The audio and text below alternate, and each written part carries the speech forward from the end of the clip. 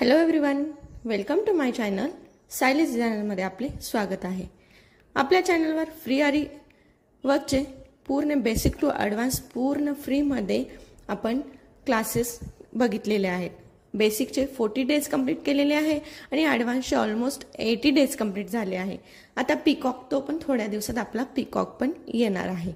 तर इथे आपण आता टिप्स सुरू केलेले आहेत. बघा, छोट्या छोट्या टिप्स भरपूर जणांना जे नवीन शिकणारे आहेत, जे आपल्या चॅनलवर बघून शिकत आहेत, त्यांचे डाऊट क्लिअर व्हावेत किंवा त्यांना भरपूर डाऊट असतात, ते मला विचारत असतात. त्याच्यामुळे आपण आता टिप्स सुरू केलेले आहेत की जेणेकरून तुमचे सर्व डाऊट क्लिअर होतील. तर आपण आतापर्यंत बरेच 2-3 टिप्स बघितलेले आहेत. बघा, ग्लू कोणता वापरायचा, शुगर बीट्स कोणते वापरायचे, अजून अशा बऱ्याच काही गोष्टी आपण बघितलेल्या आहेत. परत जे नवीन आहेत, जे आत्ताच जॉईन झालेले आहेत, त्यांना स्टँड कसं फिक्स करायचं, रिंगमध्ये फॅब्रिक कसा लावायचा, टाईट कसा करायचा, हे सुद्धा आपण स्पेशल व्हिडिओ काल टाकलेला आहे. तर जे कोणी नवीन असेल, पहिल्यांदाच हा व्हिडिओ बघत असेल, तर त्यांना ते बघायचं असेल तर नक्की आपल्या चॅनलवर जाऊन बघा.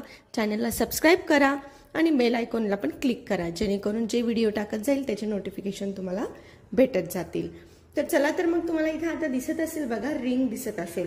आता भरपूर टाईमचे मेसेज आलेले आहेत की ताई, रिंगला जर का आम्ही ब्लाऊज पीस लावला तर तो थोडा लूज पडतो किंवा आम्ही जास्त टाईट करायला गेलो, फाटायच्या भीतीमुळे आम्ही जास्त टाईट करत नाही, तर मग तो एकदा जर का फाटला तर वर्क कसं करणार ना, त्यामुळे ते जास्त टाईट करत नाही. जर का लूज ठेवला तर प्रॉपर वर्क जमत नाही. तर त्यावर आपण आज बघूयात. तर ह्या 2-3 जणांना बराच डाऊट आहे, तर ते कसं करायचं, कसा टाईट लावायचं, रिंगला काय करायचं, काय केल्यावर ब्लाऊज पीस आपला टाईट बसतो, हे सगळं आपण आज इथे बघणार आहोत. ह्या ज्या छोट्या छोट्या टिप्स आहेत त्या सर्व आपण इथे क्लिअर करणार आहोत. तर मग तुम्ही व्हिडिओ न स्किप करता पूर्ण व्हिडिओ बघा, जेणेकरून तुम्हाला हे सगळे डाऊट क्लिअर होतील. तर इथे तुम्हाला दिसत असेल ही रिंग असते वुडनची. आता जर का आपण ह्या रिंगला समजा आपण फॅब्रिक लावला ब्लाऊज पीस, तर आपण असं टाईट करण्यासाठी आपण त्याला सगळ्या साईडनी खेचतो, म्हणजे ओढतो. ओढलं टाईट तर तो ब्लाऊज पीस हा कसा थोडासा पतला असतो, तर तो ओढल्यावर फाटण्याची खूप शक्यता असते आणि एकदा फाटला तर ते रिंगला पण बसत नाही आणि खूप काही प्रॉब्लेम उभे राहतात. तर आपण बघूयात रिंगला आज कसं प्रॉपर पद्धतीने रॅप करायचं. आता रॅप करायचं पण 2-3 यांनी आपण त्याला रॅपिंग करू शकतो, जेणेकरून मास्किंग टेप्स असो किंवा तुम्ही कॉटनचे जर का अशा पट्ट्या कट करून घेतल्या, तर तुम्हाला आता वरती दिसतच असेल फोटो, तशा पट्ट्या जर का कट करून घेतल्या तर तुम्ही त्याच्याने सुद्धा तुम्ही ते पूर्ण करू शकतात. किंवा जो आपला कॉटन नाडा येतो त्याच्याने पण तुम्ही पूर्ण साईडनी याला फिक्स करू शकतात. तर आता आपण बघूयात कसं फिक्स करायचं आणि कशा पद्धतीने करायचं आणि रिंग कसा लावायचा आणि फॅब्रिक त्यात कसा बसवायचा, आणि हे सगळ्या गोष्टी आपण इथे बघणार आहोत. चला, तर मग आता आपण आपल्या व्हिडिओला सुरुवात करूयात.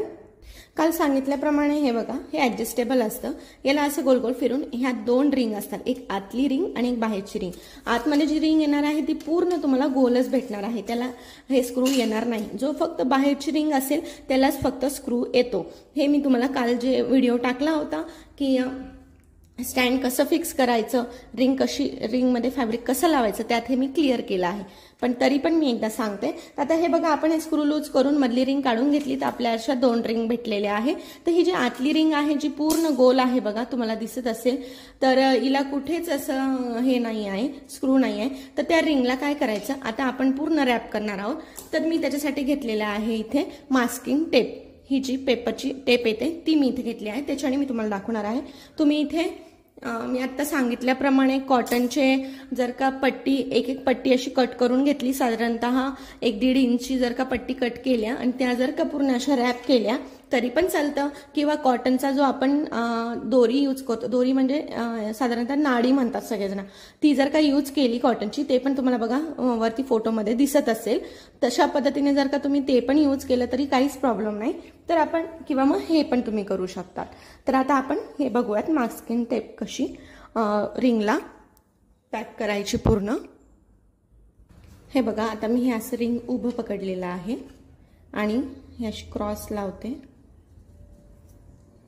ही आपली एक प्रकारे सेलोटेपच असते, फक्त ही कागदाची असते. बघा, अशा पद्धतीने मी याला आता पूर्ण असं राऊंड सगळीकडे करून घेणार आहे.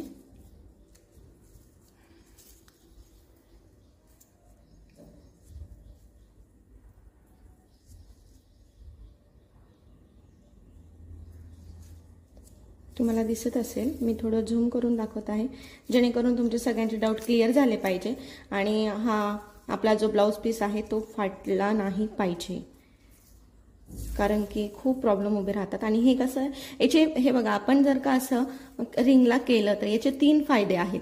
एक तर रिंग पण जास्त काळ टिकतो आणि दुसरा ब्लाऊज पीस खराब होत नाही. जे ब्लाऊज पीसला जे वण वगैरे पडतात किंवा फाटण्याची शक्यता असते ते होत नाही. आणि आपला रिंग पण खूप जास्त दिवस टिकतो, कारण हा वुडनचा असल्यामुळे याला हे असं पॅक केल्यामुळे तो जरा मजबूत बनतो. आणि जे असे इथे दिसत असेल तुम्हाला असे लाइनिंग असतात बघा बारीक बारीक, तर त्या अशा याच्यामुळे पॅक होतात. त्या अशा सुट्ट्या सुट्ट्या झाल्या तर रिंग तुटून जातो. तर हे याच्यामुळे कसं तो पॅक होतं हे सगळं, तर त्याच्यामुळे तुटत नाही रिंग.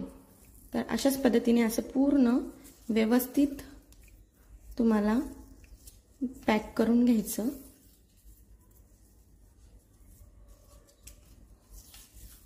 आणि एकदा केलं तर आपल्याला नेहमीसाठी कामं येतं.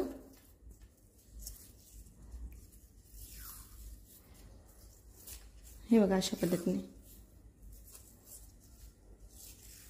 जे कोणी आपल्या चॅनलवर नवीन असेल, पहिल्यांदाच व्हिडिओ बघत असेल, व्हिडिओ जर का आवडला किंवा हेल्पफुल वाटला तर नक्की चॅनलला सबस्क्राईब करा, बेल आयकॉनला पण क्लिक करा आणि तुमच्या मैत्रिणींसोबत पण आपला व्हिडिओ शेअर करायला विसरू नका.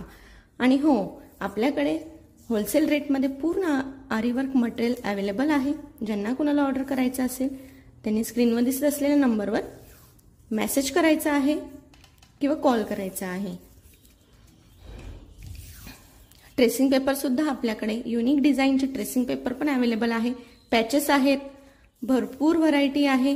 ज्यांना कुणाला पाहिजे असेल त्यांनी पटकन जाऊन मेसेज करायचा आहे.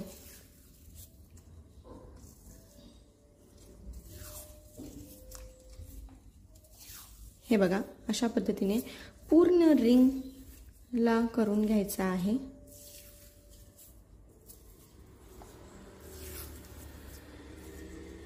तुमच्याकडे जे अवेलेबल असेल ह्या 3 गोष्टींपैकी तुम्ही त्याच्याने करू शकता.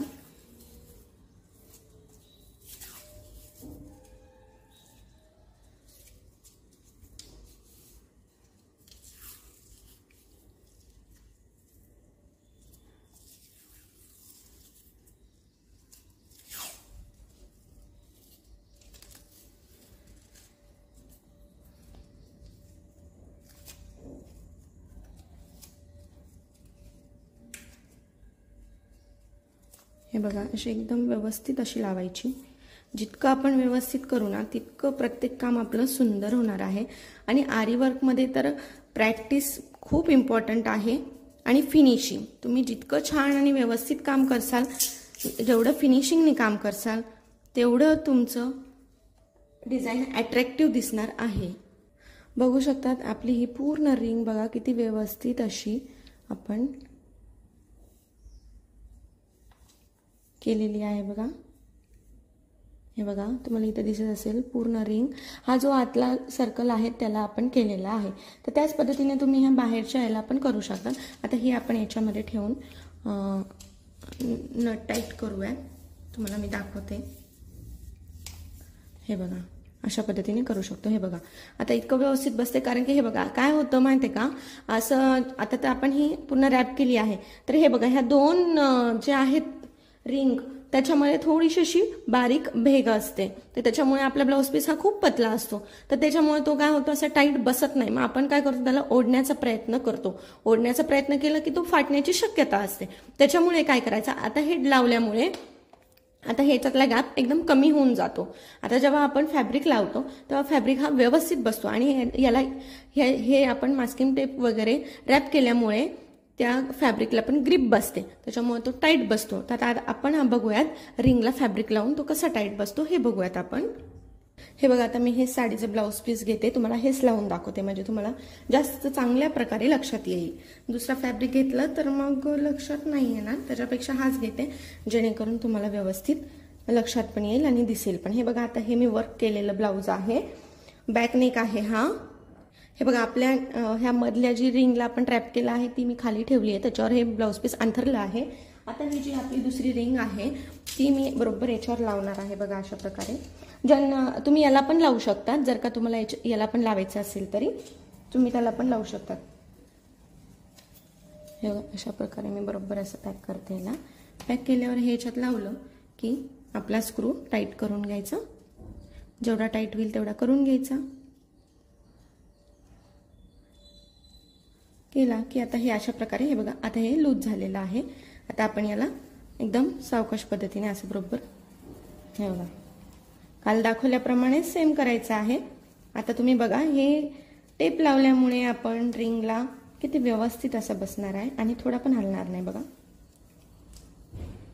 आणि विशेष म्हणजे आपला हे जो आहे इथे जो आपण ओढतो त्याला ब्लाउज पीस जो आहे तो पण इथे खराब होत नाही। नाही तर काय होतं की इथे जो हे एकमेकांना खाली पण वुडनची रिंग असते ना, तर खाली रॅप नाही केला आहे आणि ही पण, तर मग तिथे अशी वन पडतात आणि मग जास्त आपण जर का ओढून धरलं तर तिथे अशी लाईन पडण्याची शक्यता असते।